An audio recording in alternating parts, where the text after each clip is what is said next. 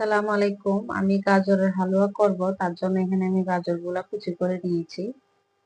দেখতে পাচ্ছেন এখানে 3 কাপ হবে, 3 কাপ গাজর, মানে 3 কাপের মতো হবে মেজারমেন্ট কাপে। আমি 3 কাপ গাজর কেটে নিয়েছি আর ভালো করে কেটে ছিলে ধুইয়ে তারপরে এগুলাকে ভালো করে মেশিনের দ্বারাতে করে নিয়েছি। আর আমি এখানে 1 কাপ দুধ নিয়েছি গাজরটা সিদ্ধ করার জন্য, আর বাকিটা দিব আমি গুঁড়ো দুধ।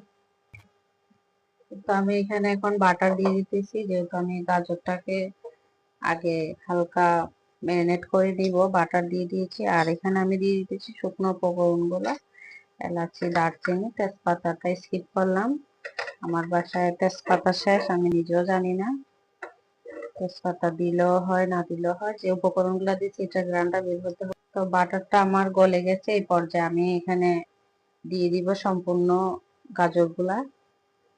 আমি সম্পূর্ণ গাজরটা দিয়ে দিলাম। গাজরটা দিয়ে আমি ভালো করে বাটারটার মধ্যে এগুলাকে একটু ভাজবো, তারপরে আমি দুধটা এখানে দিব। আমার গাজরটা ভাজা হয়ে গেছে, অনেক একটা স্মেল আসতেছে, গ্রান অনেক সুন্দর। আর এখানে আমি দুধ নিয়েছি, হাফ কেজি দুধকে কমিয়ে 1 কাপ করে নিয়েছি।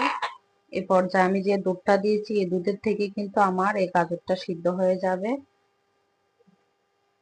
চিনির স্বাদটা ব্যালেন্স করার জন্য আমি সামান্য লবণ দিয়ে দিতেছি, চাইলে অপশনাল, মিষ্টিতে যে লবণটা না দিলেও চলে। আমি আমার টেস্ট অনুযায়ী চিনি দিয়ে দিতেছি, আপনারা মেজারমেন্ট কাপেও মাপতে পারেন।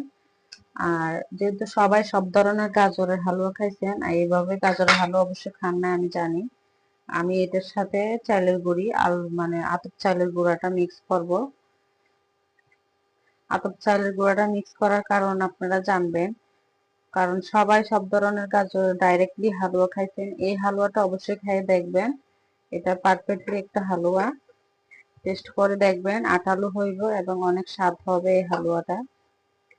কালারটা কিন্তু একটু নষ্ট হয় না। এখানে আমি আতপ চালের গুঁড়াটাকে ভালো করে দুধ দিয়ে গুলে দিয়ে দিয়েছি, আর আমি আমার স্বাদ অনুযায়ী চিনি দিয়েছি। চাইলে এখানে আপনারা ঘি ব্যবহার করতে পারেন, আমি এখানে বাটার দিয়েছি। এভাবে খেয়ে দেখবেন বাসায়, এই হালুয়াটা অবশ্যই অনেক ভালো লাগে। আমি আরেকটু বাটার দিয়ে দিলাম।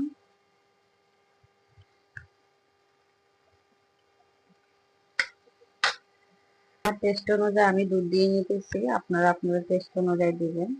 কারণ এখানে আমি আবার কনডেন্স মিল্ক স্পেশাল দুধটাও দিয়েছি, দুধও দিয়েছি, আবার মিল্ক দুধও দিয়েছি, সব দুধ মিলে অনেক দুধ দিয়েছি।